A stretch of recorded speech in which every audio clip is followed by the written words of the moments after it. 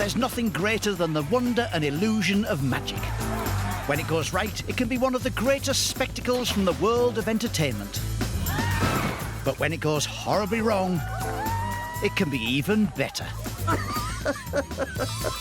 Started to pull harder and harder and harder and harder, but it just wouldn't come out. It was absolutely as painful as it looks. From the biggest names in the business. It truly is one of the most dangerous effects. There's no two ways around that. A spike has just gone into his hand. To new talent trying to make their mark. Got careless and it almost cost me my life. It's absolutely lethal. The first bucket of dirt came down with a thud. That hurt. Magicians pushing boundaries to the extreme. I'm not doing this because I have a death wish. Whoosh, everything went black. I saw the light at the end of the tunnel. This is what can happen when magic goes horribly wrong.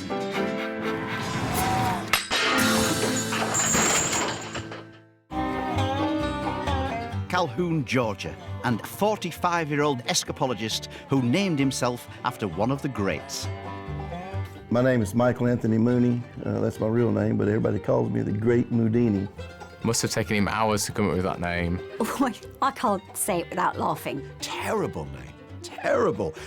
But the fact he's called himself the Great Houdini, for me, he's already won me over. I met Joe Burris, he was a magician in the jail. And when we was in the cell together, he showed me this magic trick.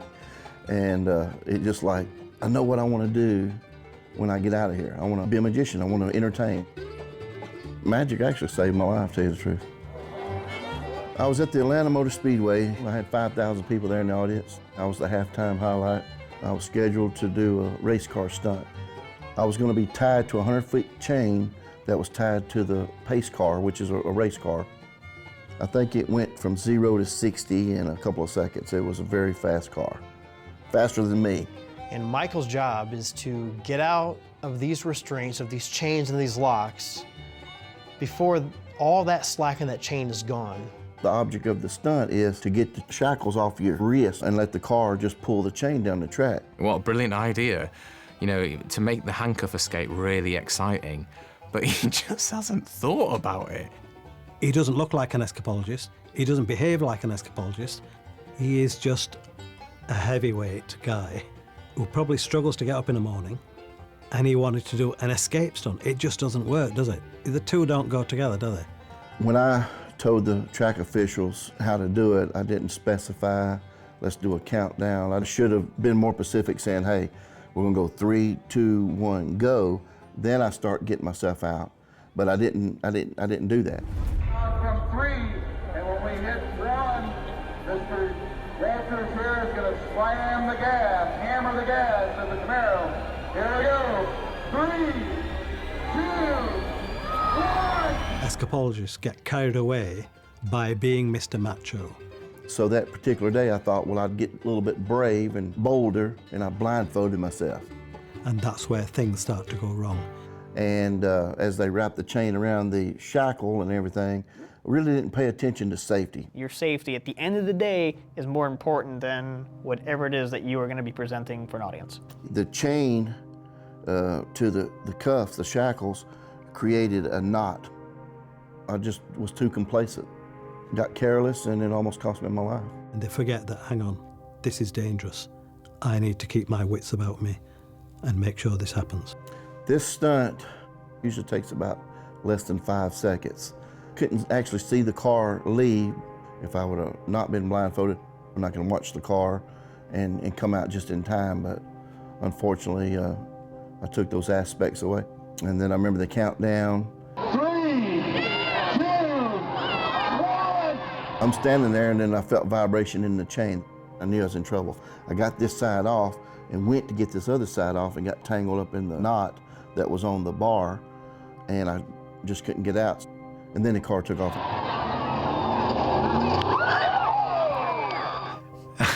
Oh my God. Just the pain. You can only imagine the pain.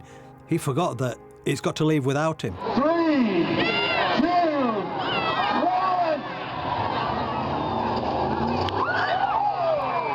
That car helped me do the the best cartwheel I've ever done in my life, my only cartwheel that I've ever done.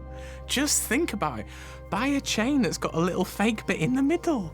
You just break the little thing rather than breaking your arms. I mean, it's just an idea, just a little tip I thought I'd throw out there. It was total darkness after that, because when it flipped me, my head hit the concrete, and I was in la-la land. You know, I was gone. He could have been dead or limbless. You know, I was laying on the pavement there, bleeding out of everywhere. People bring children to race meetings. He'll probably do it again. I remember the track officials talking to me, you know, in and out of consciousness. I just woke up in my ICU. The surgeon that operated on my wrist and my leg, he said if I hadn't got this one side off, then what would have happened? I'd have got pulled and it would have jerked my head back and would have broke my neck and killed me. But, so I was grateful to get the one side off. I had bandages everywhere. I couldn't bathe, I couldn't do anything. I had nurses that took care of me. My hands today, I can eat. Of course you could tell, you know. I can eat and do basic functions, but I think with what's happened, I think I'll just stick to the basic magic tricks. As far as the stunts, I had to retire from doing the stunts. If I had a couple more seconds, this side would have been clear. I'd have been celebrating with the crowd and everything, but there was no celebration that day. I'll show you some stuff with some money, right? Yeah, we'll use you. Come in, we'll use you. Hi, I'm Ryan Trix. I'm a street magician. I'm a YouTuber. My videos have been seen by over 10 million people. So Troll Station, they're actually like an extreme prank channel, and they approached me to do like something with them, to team up with them in Covent Garden. And they had an idea of like a street magician kills member of the public. I want to try a stunt, like a big trick. When I got a big crowd around, I made sure there was no kids, because it was going to be a bit extreme, because they are extreme prank channel. Has everyone seen, you know, like famous magicians, they saw a lady in half? I'm not going to do that. I'm going to do something a bit better. I'm going to cut someone and heal them. Everyone was like, no way, are you doing it to me? All right, does anyone want me to do it to him? So I cut and I heal. You? What do you mean? Like I cut you, like I cut and then I'll be able to heal you. Okay. With some scissors. I had one of the guys from the channel actually in the audience, because he was going to be the guy I was going to do the big trick to. If you come here for me, come here. Hey, we stand. Just come here, you'll be fine, you'll be fine. What's your name? Gomez. Gomez, nice to meet you, I'm Ryan. He's an actor, so it was really good, it played really well. And then I used him, and then we went on to do it. He sounds like he comes from Tilbury in Essex. Gomez! Yeah, of course he is. Really? You can feel them, they are sharp, right? They're sharp, right? Yeah? So word to the wise, if you're visiting a big city, you may be with a group of friends, and some bloke with badly spelt tattoos comes up and starts, I'm gonna cut you, right? Rather than gather round, run away.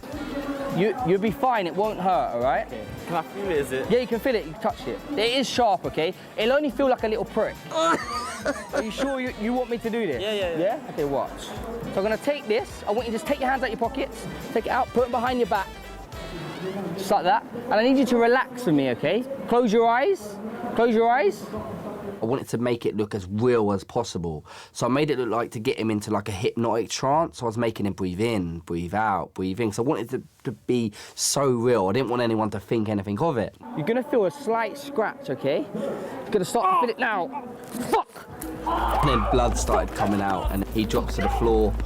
I run off. And literally everyone was just staring at him, which was quite crazy because no one even went to help. They're just down there. Some people are still filming it. Jesus.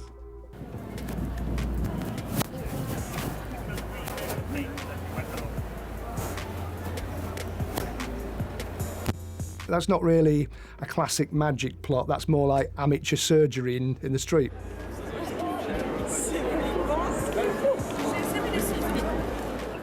And no one even went after me either. So it was like sort of like a good experiment, I think. I think you've kind of crossed the line there. April Fools! I mean, if you want to end your career as a magician, I mean, that's how you do it, right? Looking back on it now, it's a bit Yeah, it was a bit too much, I think. I think it was a bit too far. What are you doing? You're running around with scissors and you've just pretended to get stabbed on the street. Are you mad? I think it just left people with a really bad taste in their mouth, especially the guy who had his throat cut. Ryan has just lost himself a summer of kids' parties. You just can't do that. You just can't do it. You can really traumatise someone with that. It was April Fool's. Doesn't matter what it was. I don't care what it is. You upset a lot of people. Okay? Were you involved in this? No, I witnessed it. We all got in trouble, actually. The police come. We wasn't expecting it, and he actually got a fine. Really? It's horrible.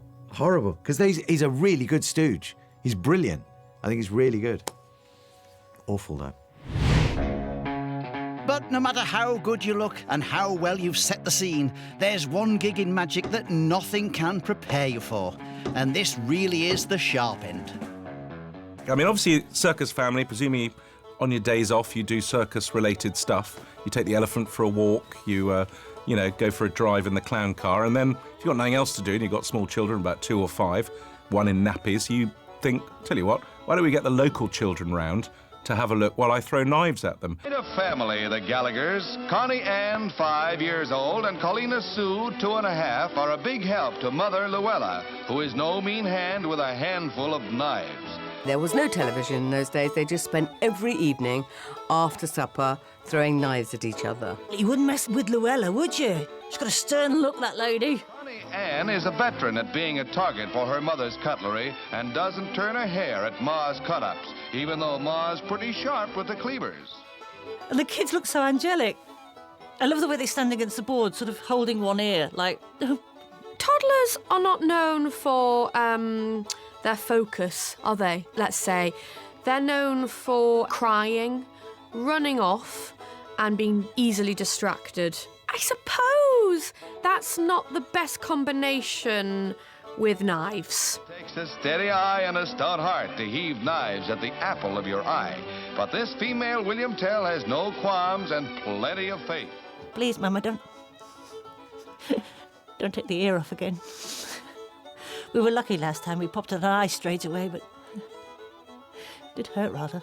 Well, basically, she didn't want those kids, and she's spent now so many years working on her alibi that her alibi's too good, so she's got to come up with a new way of killing them. A near miss, but this miss says it's as good as a smile. It's just interesting to see what you drive women to when they're not allowed to go to work. So it's probably happening in houses all around North London as we speak. The frustrated women are throwing knives at their babies, just like, I just want to go back to the office. But it's not worth it because the childcare is too expensive. But what about when the tables are turned? Hello, my name's Edward and I work at the circus. I'm aged 10 and I throw knives at my mum. There is a case, a guy called Edward Pinder. I prefer this because the balance was redressed, where a 10-year-old kid was throwing knives at his mother. None of this feels right, but somehow that feels more right. If you've ever seen a 10-year-old's bedroom, things are everywhere. I certainly wouldn't get them throwing knives at me. Edward Pinder, this very young 10-year-old knife thrower, you find it quite amazing that a mother would let their son throw knives at them. Can you imagine her trying to bring a new boyfriend around the house and her son's not happy? I'm not keen with this one. No, it's wrong. Don't like it, think it's a terrible idea, stop it immediately.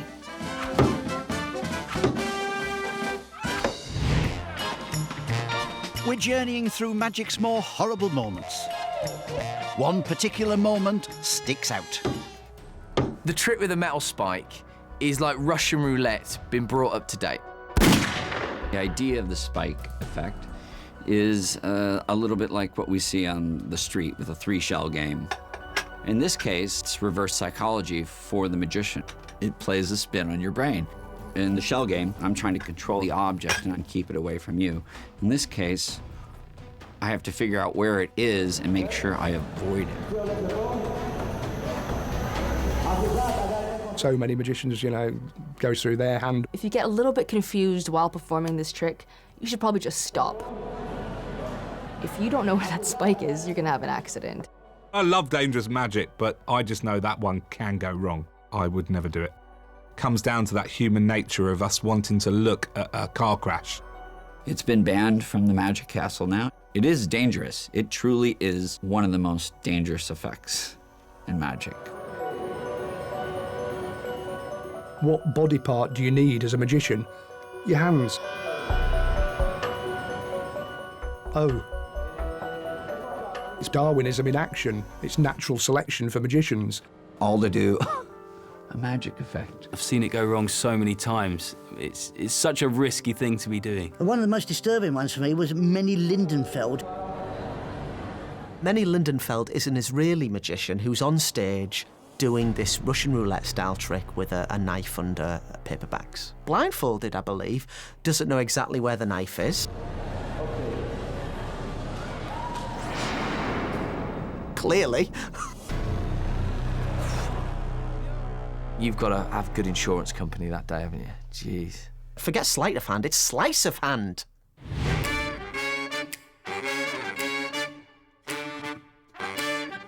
But to really impress your audience, the best thing to do is shock them. Escapologists take the lead here, and what they're really good at is scaring the living daylights out of you. My name is Dean Gunnerson. I'm an escape artist, a daredevil, a stuntman. You know, I try to take my escapes to the extreme limits. I enjoyed magic, and most of my friends are magicians, but for me, I like the realism of the escape. I liked when a police officer locked you up in his handcuffs and his leg irons and threw you in a jail cell and said, there's no way you're gonna get out. Like a lot of people, I got interested in Houdini when I was about 10 years old. Dean Gunnerson is very important in this day and age. Dean Gunnerson is a very experienced escapologist. I've known of him for a long, long time. Dean has really been one to push the boundaries a lot. The jacket is off, ladies and gentlemen! The art of escape is better as a result of Dean Gunnerson. He made it! How about that? Accidents will always happen with water escapes because it's just it's a finicky thing. You know, your body reacts to it differently. It's always a risk. Like any big escape, it didn't just decide one day and do it the next day. I spent many, many months to prepare it and to practice holding my breath. Being in a confined space is scary. It's frightening. I do these things not because I have no fear. It's because I've had to overcome my fears. And one of the fears is claustrophobia. Here I am, 19, going to university, boom, it's my big stage, the biggest stage I'd ever faced in my young career as an escape artist. Dean Gunnerson arrives, he's got a white tuxedo, real showman, he's got the mullet hairstyle. I had everything ready. I had the coffin with the chains, we had the police, we had the ambulance, and 10,000 people showed up. He's handcuffed, chained, padlocked, in all sorts of shackles and that kind of thing. Then he's placed inside a wooden coffin, believe it or not. In a wooden coffin? Would you really want that? No. The coffin lid is then nailed on. It's nailed into place. And when they close that lid, you're dark, you're isolated, you're total alone. At that time, I would imagine that Dean starts to extricate himself in order to make his escape from the coffin, which is the big thing at the end. And he's got to escape and leave the coffin and swim out and float on the water. Can you duck down? Yeah. They hooked it to the crane, and then they raised it over to the river. So the idea was to get it to sink as quickly as it can. As scary as that sounds, when you're in there, you want to go down quickly. People know you can't breathe in water. So if they hold their breath, they know how long it's taken. That's a nice little way of building up the tension because the audience then can sort of... When you go underwater, you want your lungs full. So the first thing you have to do is push all your air out. Get rid of all the CO2 in your lungs. So that's what I did. I used my stomach, my diaphragm. I pushed everything out of my lungs, and I took a nice big lungful of air. And then when the coffin got about 2/3 of the way down, for some reason, it stopped sinking. It was kind of counterbalancing with the weight and the water. And I was stuck in an air pocket about 2/3 full of water. So I could feel the water level on my neck, and I'm holding my breath. And I wasn't sure exactly what was going on above. So I decided I would steal another breath of air. So again, I pushed all my air out, and when I went to breathe in to fill my lungs with that nice fresh air, the coffin sank.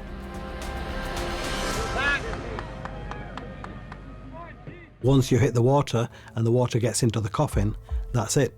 No more air. That's when you start to panic. It sank like a rock, just bloop. So now I not only got stuck underwater with very little air, I got stuck underwater with no air. Now I'm in trouble. You need to work very, very quickly. Realistically, about 1.5 to 2 minutes. What you have to do is not panic.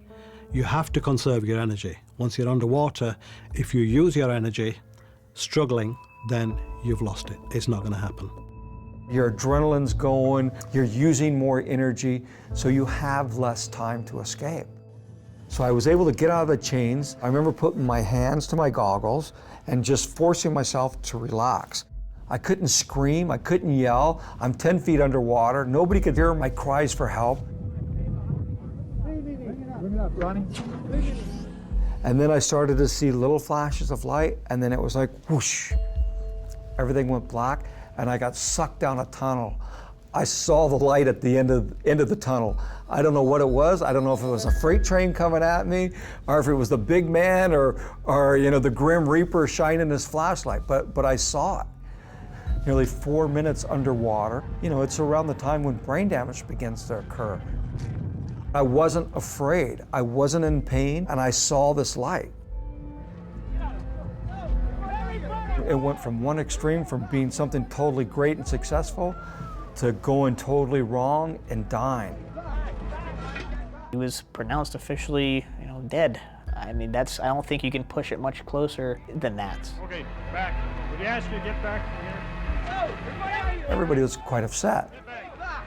That was scary from their perspective. I mean, I was dead. You just got to roll the dice and see how they come up. And that day, I got lucky. Hats off to him. That was a spectacular stunt. That's not a nice way to spend a Saturday afternoon. The daddy of dangerous stunts was the one and only Harry Houdini. The water torture cell escape was invented by Harry Houdini, and I think it was a way to try and transfer these river escapes into the theatre. American escape artist Kristen Johnson, nicknamed Lady Houdini, has performed the water cell escape hundreds of times. On the 16th of January 2009, at a half-time basketball game with an audience of 17,000 people, things didn't go quite as planned. We created a full view water torture cell, which enables the person to see the entire time I'm underwater. The real danger comes in with how long are you holding your breath, and can you pick the locks and the handcuffs in a shorter period of time than you can hold your breath. Now, when you're relaxed, you can hold your breath much longer than if you're exerting energy. When Kristen's in the tank and she's exerting energy, so the biggest thing is, can you pick the locks quicker than the breath you can hold? At around 2 minutes and 40 seconds, I saw changes mostly in her skin color and just her motor skills in general. So I gave her my signal to get out. At 2:40, I gave her that signal. And that's when you see her start going to the top lock and working on that lock. And at 2 minutes and 48 seconds, or 8 seconds later, that's when you see her body convulse, head goes back, turn stiff, turn blue, and blacked out. It's gut-wrenching watching the effect that you have on a loved one watching you potentially drown. My emergency role kicks in, and that is to take the key that's on a lanyard around my neck, get the 2 locks off that's holding the lid in place,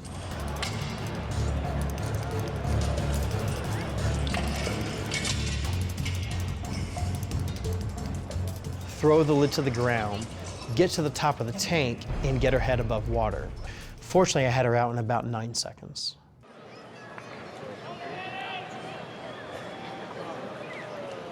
When I got out of the tank, I was waving to the crowd, and I looked down at Kevin, and he's like, "Come on, get down."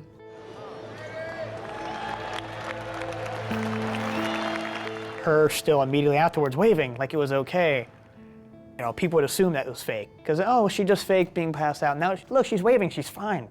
What do you mean? That was, no, I was like, no, unless you've passed out, you don't understand that. He was hustling me off to the locker room, and I thought he was acting so strange, and I turned to him and I said, "You had to get me out, didn't you?" And he said, "Yes."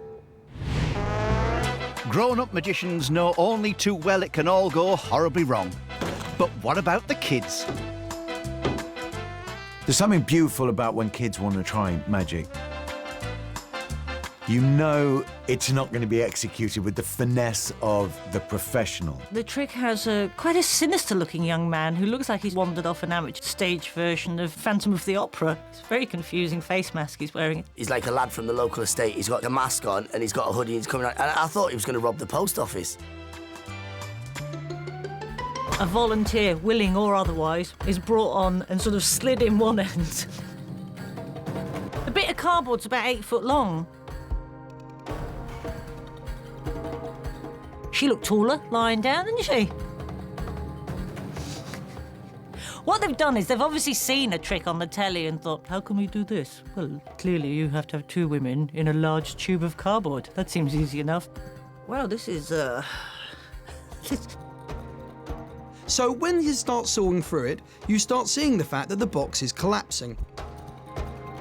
To be fair, the box has to take the weight of a human being, or 2. Sawed through the old cardboard. Whoop! Table flips over and one pops out one end. Fabulous. It's a beautiful dismount. The best thing about it all is the fact that they don't try and style it out. I think so much more magic would be better if they just looked, laughed, and ran away. I enjoyed this one more than I would watching someone do it properly. Not properly as in properly saw someone in half, but a proper magic trick.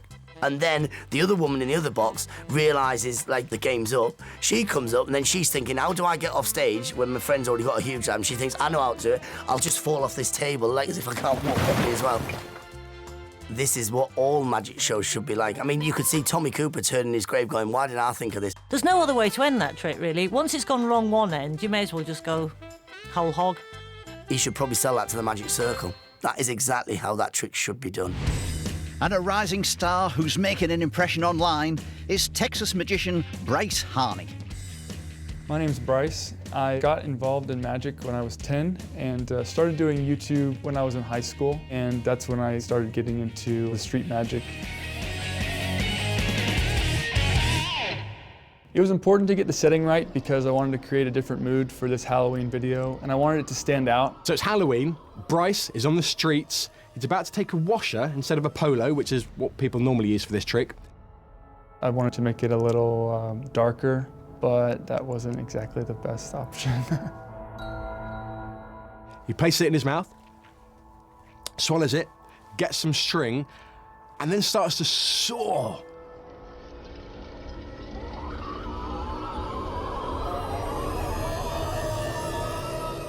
And it gets to the stage where his neck is kind of contorted, it's all mushed up.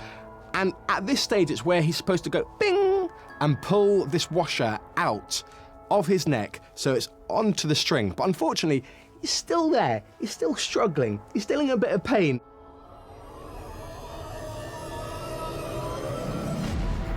He got the dental string, put it in his throat to try and pull it out.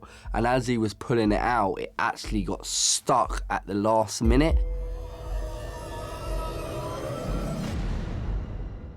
He didn't mean for that to happen. I'd rehearsed it a couple times without the washer, and this was the first time actually doing the full trick. So when I went to take the string out, it wasn't coming out, and I started to pull harder and harder and harder and harder, but it just wouldn't come out. And so I was eventually just yanking at it. It was absolutely as painful as it looks. I had to go to the bathroom after that. There was blood. I didn't include that in the video because I didn't want it to be gruesome, but in the bathroom, yeah, there was blood and there was definitely scarring for a couple weeks after that. It wasn't nice to watch. You can kind of imagine where the washer came out afterwards. Despite Houdini's claim that the buried alive escape was impossible, it didn't deter Huddersfield-based escapologist Anthony Brittain. He had to have a go at it in 2015 in a pub car park.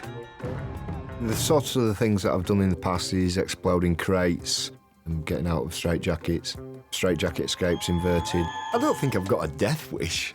I just love everything to do with escapology. This particular one was the 100-year-old buried alive challenge, which the great Houdini attempted it. He couldn't achieve it, and I felt that I could achieve it. Why not? Anthony Brittain, bless him, sort of a have-a-go escapologist. This man has escaped from burning Rome floss in a straitjacket, and this is the man we hope will escape from 6 tons of soil. Being buried alive, that's a stunt that is very dangerous. I try and push myself to the maximum and hopefully it'll work out. Sometimes it hasn't, sometimes it has. He did an escape for charity. The first shot we saw was a 6-foot deep hole and a digger next to him. And then suddenly they started to throw soil over him. I felt the first bucket of dirt hitting me back, which came down with a thud. Crikey, that hurt. You've got what looks like an afterthought of a bloke who's gone, yeah, anyway, I've got a digger in the garden, I'm having my garden done.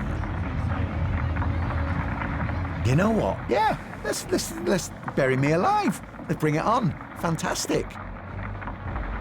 Everybody was all prepped. If the worst comes to the worst, they knew what to do. We genuinely have no idea if this is going to work. Judging from history, it won't. Everything was going perfectly well. Every time a scoop goes in the hole, the soil brushes more and more of his body, forcing more and more air out of his lungs. It might look easy, but these things can go wrong. You can hear the crowd chanting and screaming and everything else. And then all of a sudden it just goes silent. Soil has basically buried you at this point. Escapologists seem to have this thing about buried alive. There's dozens and dozens of them that will have a go at this. It's not the safest escape in the world. It's been about 6 minutes, and we've still got more soil to go. This is... I don't quite know what I'm watching. But when you breathe out, your rib cage collapses. As I did that, the soil decided that it was going to fall into where once my rib cage was there. So when I went for a breath back, I couldn't expand my lungs. At that point, I started to feel myself going unconscious. Before I went into the grave, we decided that we were going to go with a throat mic. So the head groundman could hear what was happening down below. It was about 8 minutes into it that it completely went dead. That's when he called it a day. Got the spades on and the digger came round, did exactly what he was supposed to do. Hang on, they're digging him out! They're digging him! I could feel myself going under, and at that point, that's it. I just can't remember after that. I was out cold.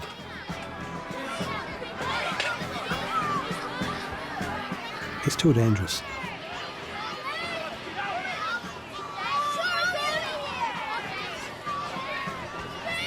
I wouldn't recommend anybody do it. Oh my God, he's dead! He's dead! Oh my God! He's dead! Take this off the screen! Take this off the screen! It's lethal. Kids, if you're next to the ambulance, you need to move away from the ambulance. Most people do say, once you've been buried alive, that is the end, really. I've learnt by it. So I won't say it was a fail. Over now to Norway for escapology on an epic scale. Lord Christian has been wowing audiences with death-defying escapes since his debut on Norway's Got Talent in 2012. And let's just say he doesn't do things by halves. The ice escape that Lord Christian did is one I wouldn't recommend.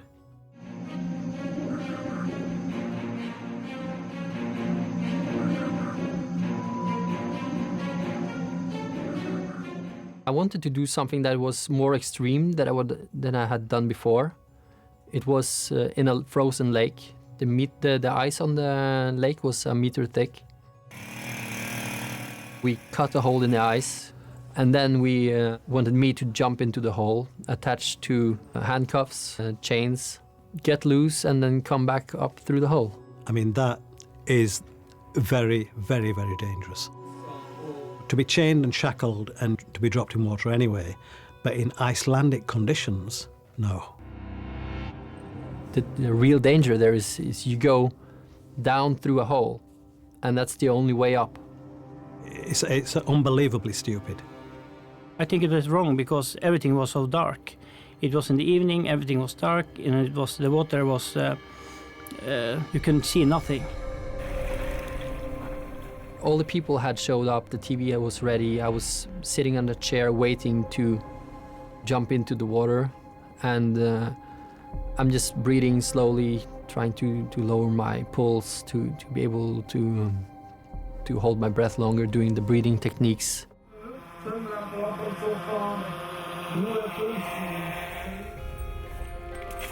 And then I jumped in.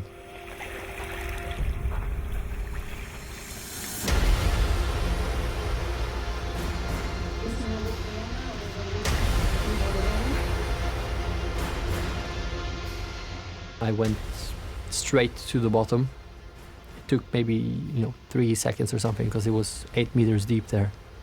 And as this weight hit the bottom, it got pitch black because the mud was going up into the water, or particles. You could see nothing. The freezing water, the lack of air, holding your breath for that amount of time, the fact that he could stray from beneath that hole and end up meters away from the hole, then nobody would find him. The water is 2 degrees Celsius, so it's a little bit colder and the whole lake would freeze. And it's just not a pleasant environment to do something in. I spend around 3-4 minutes to get out of the weights and the handcuffs. And that's about expected time to what we rehearsed. As soon as I'm loose from this, I will float up because of the help of the wetsuit makes me float. I mean, I would have expected underwater cameras so we could see the fact that, he's struggling, is there, here, whatever. But no, we had no vision whatsoever. All we had was the thought process of somebody being underwater, freezing conditions, no air. Is he out? Is he not? And is he going to make it? After 3-4 minutes, I float up, and since the water was so muddy, I thought it was going to be better when I came further up, but it didn't. So I couldn't really see where the ice started. So when I float up, I hit my head on the ice, and it was. I knew I was in trouble then. I just figured I would try to stay in the same area and wait for the rescue diver.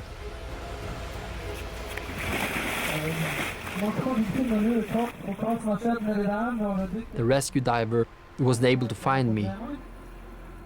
I heard him diving, but I couldn't see him. So he could be a meter from me, and I just couldn't see him.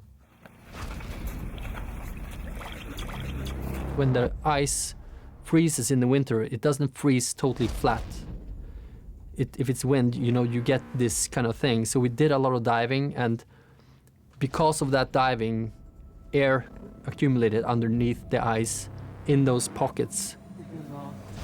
I found an air pocket, and I was able to do some breathing in that air pocket and just wait for the mud to sink to the bottom again.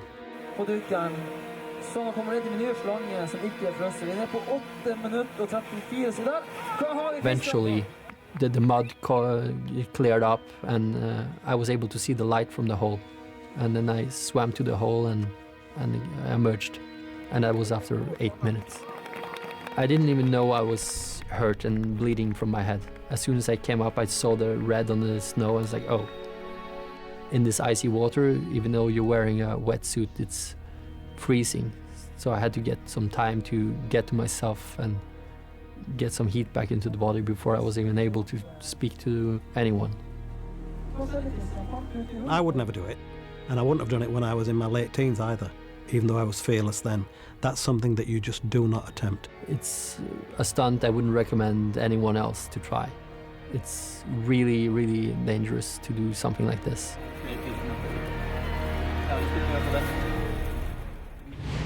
Another of Lord Christian's party pieces is an escape made famous by Houdini. Milk can escape. It's not like a trick. This is real. You're underwater. You are holding your breath. You are opening real handcuffs and padlocks. So it's not an easy thing to do. Lord Christian was asked by his good friend opera singer Are Hembre for a big finish for his Christmas show. To teach Are this, we first needed to teach him how to pick the handcuffs, and then we had to teach him how to pick padlocks, and then we had to teach him how to hold his breath. He asked me if I wanted to join his Christmas concert to make it like a more magic touch on it. And I of course did, and I also thought, maybe I'd challenge him to do my milk can escape. When Christian challenged me, I didn't know what to think, because I can hold my breath for 45 seconds and that's it, I thought. But I'm not so happy with water either, and handcuffs and locks, and so, but whatever, we try. I always like new things and challenging things, so why not?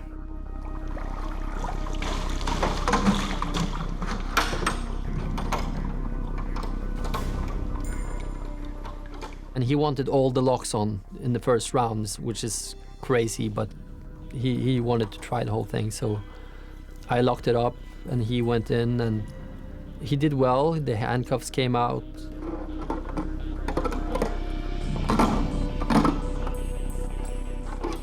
When the lid goes on, you think you need to hold your breath as long as possible. So you just try to be calm. To get up your hand over the lock and pick the locks, it's not easy. Then the panic takes you, and the seconds go very fast in the water.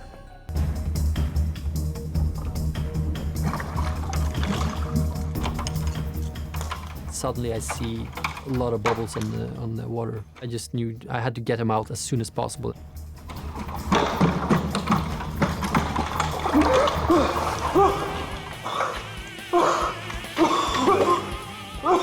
It's only 10 seconds. When you have absolutely no air in your lungs, that feels like an hour. He was gasping for air when he came out and knocking the top of the can and totally panicking. When you get panic, it's many things going through your head, and you don't think clear. I don't think Are would do the milk can ever again.